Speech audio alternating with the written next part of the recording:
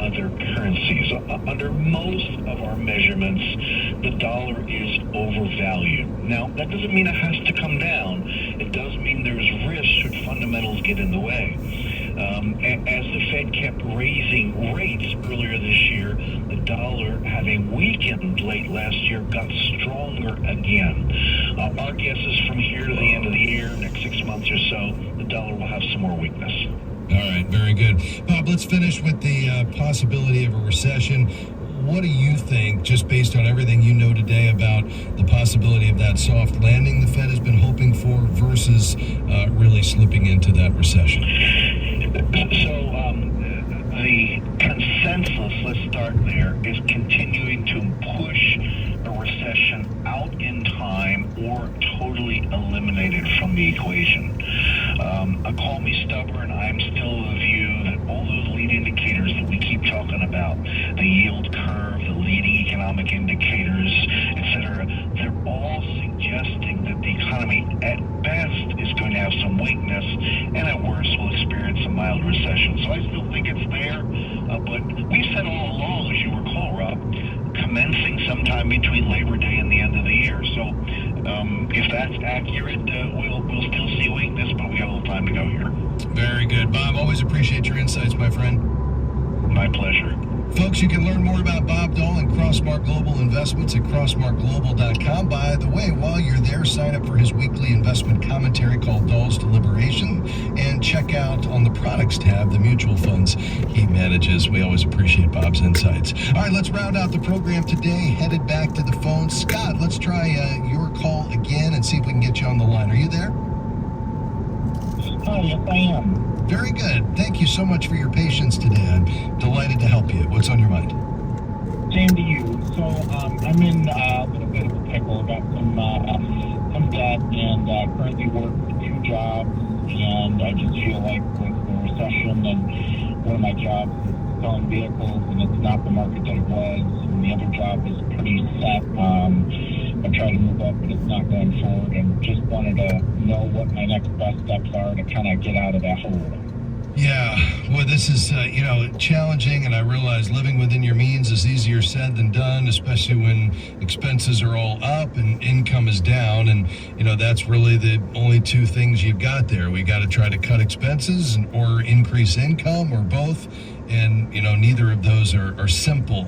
What is the shortfall on a monthly basis, Scott, that you're experiencing? Well, past couple of months, it's been about $1,000 to $2,000 lack of. Yeah, and that's not insignificant. Have you looked at the option of trying to get that income up? Is there, you're already working 2 jobs. Is there an opportunity to replace one of them? If you mentioned the car business being challenging right now, and it certainly is with high interest rates. Yeah. Cars are expensive. People are kind of delaying a lot of those purchases, hoping for a better environment. That's resulting in less car sales. Have you looked at perhaps moving to another industry? Any potential job prospects on the horizon? Yeah, I really have to give it more. I've just kind of been overwhelmed with everything and don't know where to start. So yeah. Been with the one company over 13 years, and I've tried to move up multiple times, and I think the last time they said it took 2 months, and then they didn't hire somebody in the interim just because of cost. And like I said, I would love to stay there. I've accrued some good vacation time. It's a nice place, but I just don't see any openings, and I think it's just I've got to put the foot to the pedal to the metal at this point. I think so. Yeah, certainly you don't want to take on a bunch of debt, to fund this shortfall. Obviously we want to look at the big 3. Those are usually the most significant: food, housing, and transportation. We may need to make a change there. You may need to bring in a roommate. You may need to sell a car. Certainly look at, eliminating all eating out. I think beyond that, we add utilities to that, and then everything else is on the table to be cut or, eliminated or reduced. So we've got to get serious about getting your spending down. And I think you need to really make it a priority to try to look for something that's going to pay you a bit more. Listen, I'd love to help you try to get through this. And you've said a couple of times, I just don't know where to go from here. And maybe having somebody come alongside you to give you a plan is just what you've been missing. So you stay on the line. We're going to get your information. I'm going to have one of our certified Christian financial counselors reach out to you. There won't be any cost cost to you. We'll cover the cost, but this person will meet with you by phone or by video meeting, look at your budget with you if you're open to it, give you some fresh ideas, maybe help you get a plan together, and maybe that will help you break through just your indecisiveness, your inability to see the path forward, which often prevents you from taking action. Maybe if you've got a plan, that'll give you the incentive you need, to get this turned around and going in the right direction. So stay on the line. We'll get your information. We'll have somebody get in touch with you, and let us know how that turns out. We'll be praying for you, Scott. God bless you. To Louisiana. Hi, Ann. Thank you for calling. Go right ahead. Yes, thanks for taking my call. I am looking at selling some JP Morgan stock. Parents gave it to me years ago. I know it's not a very good stock. What it funds, Sure. I will be paying a huge amount of capital gain. So, do you think I should just bite the bullet, sell it because of what it, I don't like what it funds, what it splits, and pay the capital gain and be finished with it? Yeah, I think that's right. I think number one, we want to be aligned with your values, and I think clearly you're not. And number two, we don't want to be highly concentrated in one stock or even, one sector, the banking sector. We need to be properly diversified, which is in Ecclesiastes, and you're now the steward, even though this came to you as an inheritance. And so we want, you to be able to, allow this to reflect your goals and priorities as a steward. The only way you can do that is to get out of it and deploy it in a properly diversified portfolio. If you need an advisor, a certified Kingdom advisor can help at faithfi.com, but I would agree with you. It's time to get out of this. Thanks so much for calling today. Make sure you check with your CPA on the tax implications. That's going to do it for us. So thankful for Devin, Jim, and Robert. Couldn't do it without them. Thank you for being here as well. Come back and join us tomorrow on Faith and Finance. God bless you.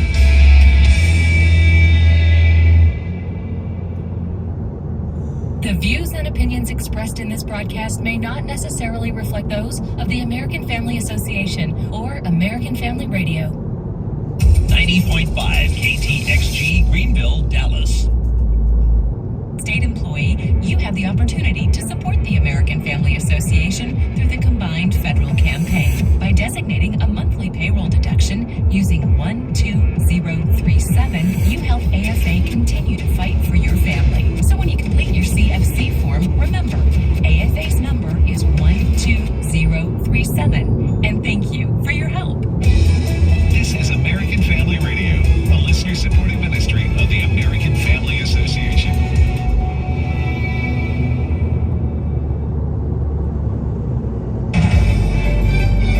American Family News, almost you can. Hunter Biden's longtime friend and business associate Devin Archer is giving a deposition before the House Oversight Committee this morning as part of the investigation into Hunter Biden's past business affairs and the involvement of his father. Wisconsin Representative Scott Fitzgerald says he hopes Archer will offer testimony leading to the beginning of the end of this investigation. Give us kind of the underlying reasons for what was going on and how are the Bidens operating. And it appears Devin Archer was definitely very close to the whole thing with not only the president, but the president's son. Fox News contributor Joe Concha says this isn't so much about Hunter Biden as it is the sitting president, Joe Biden.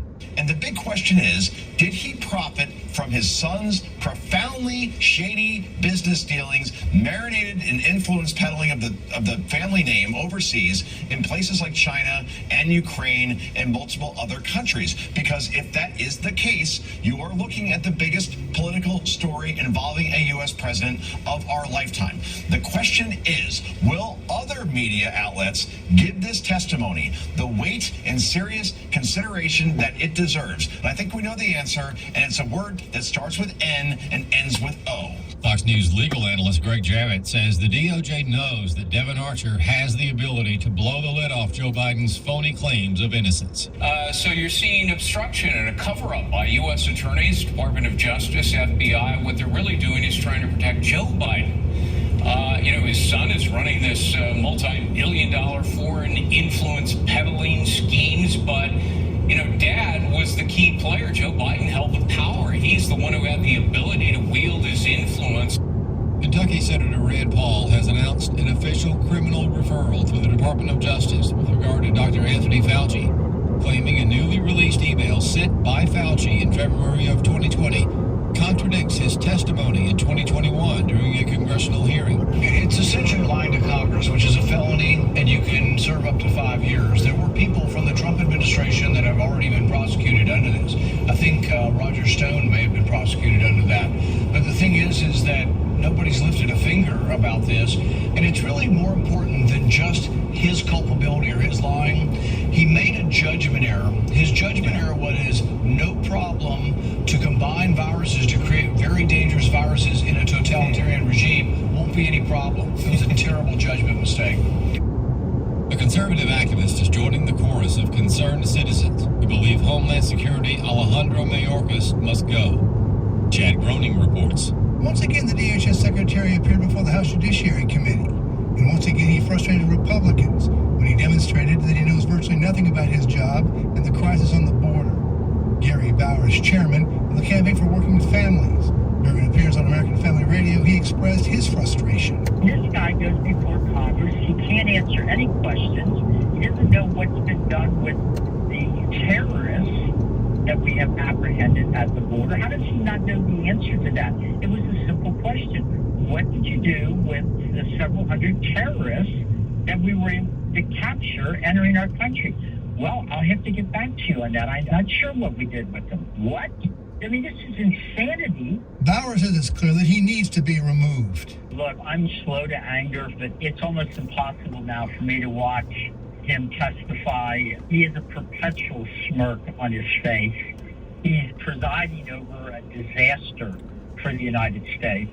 And in my view, this alone ought to be reason for the Biden administration to be a one-term presidency. I'm Chad Groening. Stocks are drifting as Wall Street rolls toward the close of another winning month. The S&P 500 was virtually unchanged today and on track for a fifth straight month of gains. It's also the highest level in nearly 16 months. The Dow was up 13 points.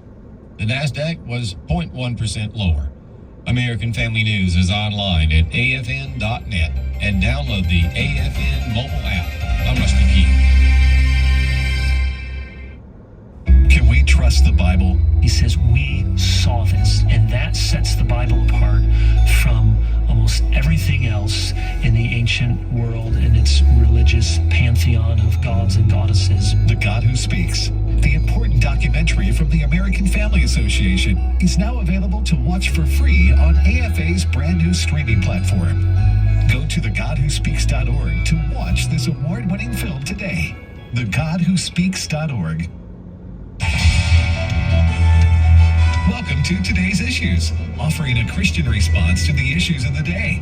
Here's your host, Tim Wildman, President of the American Family Association.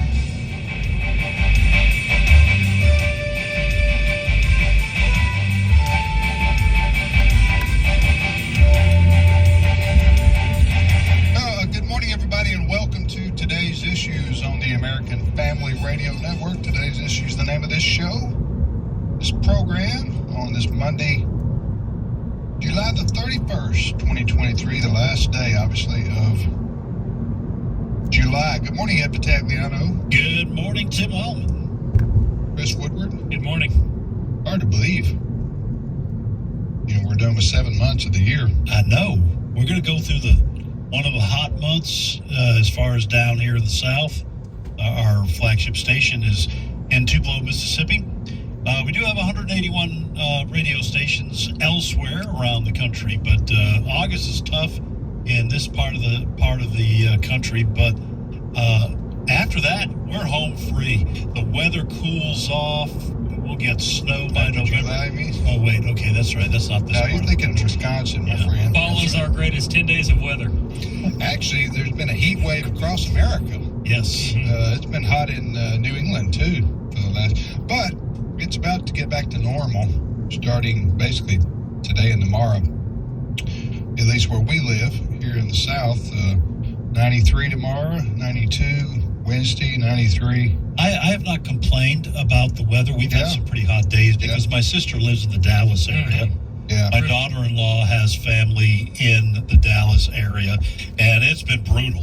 there. So I don't complain too much. We, Not out loud. I was on vacation a couple of weeks ago, and we thought about going to San Antonio, just packing up, going to San Antonio, but we decided against it because we were looking at their weather, and they were having like 100 plus degree weather in the mid to late afternoon for like days, and we're like, we'll wait. Listen, when I mentioned the fact that we here in where we live in Tupelo, Mississippi, we're going to get back to normal summer temperatures starting tomorrow, 92. That's pretty average in August. And then you said Dallas, where your sister lives. I looked at that. 106 today. Yeah, it's been like that for weeks. Look at that, 107. Wednesday, 106 Thursday. I don't know what you people are doing there, but you're not living right. Because that is... And it really has been that way for weeks in Dallas. Okay, and throughout the Southwest. Yes. From Phoenix all the way to maybe East Texas, right? Good night. Oh, wow. Okay. We have a lot of listeners in Texas. It's time to go to Canada for a few days. But yeah, no, that's extraordinary. That puts great pressure, seriously, on your power grid. Yes. We when I was 12 years old, my dad packed us up and we left northeast Mississippi, and we drove up to Canada, went to Niagara Falls, and this is the mid-90s, like right before dial-up internet. We didn't really have any idea what the weather was going to be like in Canada. Things were different back in the 90s versus today. You can just easily look something up and tell. And I remember we packed like jeans, long sleeve shirts, hoodies. This is back before kids wore hoodies, and all kinds of stuff, thinking, it's Canada, it's cold, right? We got up there, it was the hottest day on record in Niagara Falls. It was like 95. People up there were like, I'm dying, But, that's my the weather is a big deal right now. The heat wave that's been, encompassing, quite frankly, probably 2/3 of the country for the last week or so, a couple of weeks, and poor people in the Southwest, including Texas, I guess Oklahoma. Just that's just extraordinarily brutal to have that many days in a row of 105, 106, 107. All right, speaking of the heat being turned up, the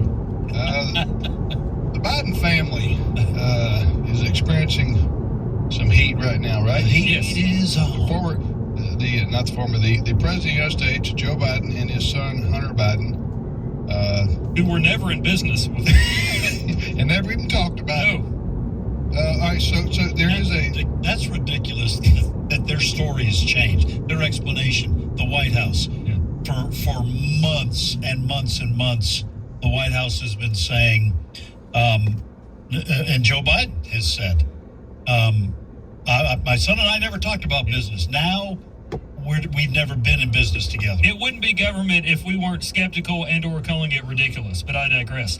The reason we're talking about this today, family, is because Hunter Biden's business associate or former friend, Devon Archer, is speaking today to members of the House Oversight Committee. This is a deposition of sorts where he's supposedly telling them or spilling the beans on the business ties that Joe did have with Hunter, and why the Biden administration has not been entirely forthcoming with all the facts and truth about this situation. So Republicans are very anxious to hear what Mr. Archer has to say, and there is a lot to unpack here with this story, but I will begin with a little bit of audio from Fox News contributor Joe Contra, who told Fox earlier today this isn't so much about Hunter Biden today as it is President Joe Biden. Clip 3. And the big question is, did he profit from his son's profoundly shady business dealings, marinated in influence peddling of the family name overseas in places like China and Ukraine and multiple other countries? Because if that is the case, you are looking at the biggest political story involving a U.S. president of our lifetime. The question is, will other media outlets give this testimony the weight and serious consideration that it deserves? And I think we know the answer, and it's a word that starts with N and ends with O. To Joe's point, the Associated Press, Joe Concha's point. Okay, because there are two Joes. Yes, thank you. To Mr. Joe Concha's point, the Associated Press was largely silent about today's deposition featuring Mr. Archer. The reason I bring them up is because virtually every news outlet somehow, some way runs AP content. And for the AP not to really follow the story this morning, a lot of people are completely unaware of what we're talking about right now. Listen, I don't think the mainstream media, the legacy media, and by that we mean ABC, CBS, NBC, CNN, I mean, all those kind of groups, Washington Post, New York Times, I don't think they're going to talk about this unless they are dragged into it. And by that, I mean there's some break in which they can no longer ignore what is as plain as the nose on your face, and that is this: the Biden family is incredibly corrupt, and the Department of Justice has protected them after spending 4 years basically going after the current president, President Trump, when you'd think that the Department of Justice, if it's going to side with the president, it would side with whoever's in office. But the Department of Justice has also, at least at the top, acted corruptly. And I'm with Joe Concha. Mm-hmm. Joe, as you call him. Yeah, we're on a first name basis. First name basis. We've changed Chris. They are not going to cover this unless they are absolutely forced to. Well, to make this story even more interesting, there were reports. It's already so interesting. Oh, yeah. Well, this makes it even more interesting. More interesting? Yes. Okay. Hey, excuse me just for a minute. Just to synopsize the last 5 minutes or so for maybe what we're talking about here. Yes. I'm with apologies to people who think Tim thinks he always does the dumb things down. There are a lot of people who don't follow politics on a regular basis. This story is extremely important today. This fella was the business partner of Hunter Biden. Mm-hmm. Hunter Biden made millions and millions and millions of dollars when his dad was VP. Now, I always thought that was unethical, if not illegal. That's influence peddling was supposed to be. Democrats and Republicans both viewed that as serious, if not, as I say, unethical. I think there are laws. There are laws written against influence peddling. I don't know what they are. I can't cite them to you, but that's what we always heard, right? Mm-hmm. Prior to Hunter Biden, really. So this fella, this is why this is an extremely serious story. This gentleman, his name is Devin Archer. Mm-hmm. Devin Archer. He was a business associate, partner with Hunter Biden while he was making all this money. Correct. Okay. He has agreed to come before this committee today, which is just going to be Republicans, right? Mm-hmm. Because Congress is out of session. They're in recess. And quite frankly, the Democrats have no interest in hearing what he has to say because it doesn't matter. It doesn't matter how corrupt the Biden administration is. Right.